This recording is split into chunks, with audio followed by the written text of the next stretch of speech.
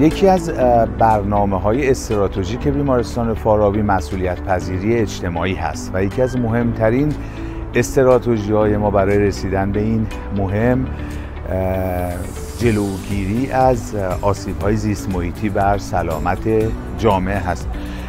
محورهای مختلف رو در بیمارستان فارابی شروع کردیم که باید در آینده پرتوان‌تر ادامه بدیم تا بتونیم به این رسالت اجتماعی دست پیدا بکنیم.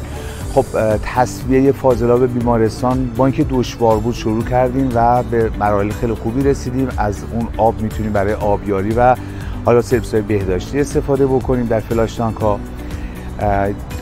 دیگر برنامه‌های شاخصی که شروع کردیم برنامه ثبت الکترونیک پرونده‌های پزشکی در بیمارستان هست. خب اون هم پروژه سنگینی بود اما شروع شد. امیدوارم که بتونیم در سال آینده گسترش بدیم و بیمارستان فارابی یک بیمارستان بدون کاغذ در سال آینده باشه.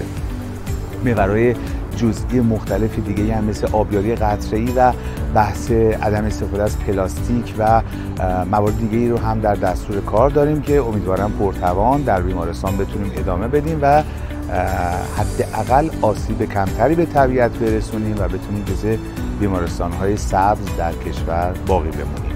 با توجه به اینکه بیمارستان فارابی بزرگترین بیمارستان چشم پزشکی کشوره و بیشترین مراجعین حوزه چشم پزشکی رو داره و یک بیمارستان دولتی است، کسب شاخص‌های استاندارد تو حوزه‌های زیست محیطی و آلایندگی کار ساده و آسانی نبود که به همت همکاران بسیار خوبم تو قسمت‌های مختلف بیمارستان فارابی موفق شد که این امتیاز رو به دست بیاره و در شمار بیمارستان‌های سبز در بین بیمارستان‌های منتخب قرار بگیره و به هر حال این امتیاز رو به دست بیاره. بیمارستان تو حوزه پساب و استفاده از پساب برای آبیاری درختان و فضای سبز و حوزه تفکیک پسماند و بی‌خطرسازی پسماند و کنترل آلاینده‌های هوا برای بخش تأسیساتش و دیگ‌های بخارش تمام استانداردهای لازم رو تونست به دست بیاره. همتمون رو و چشماندازمون رو بر این گذاشتیم که بتونیم استانداردهای بالاتر و سختگیرانه تری رو هم به دست بیاریم در آینده نه چندان دور انشاءالله.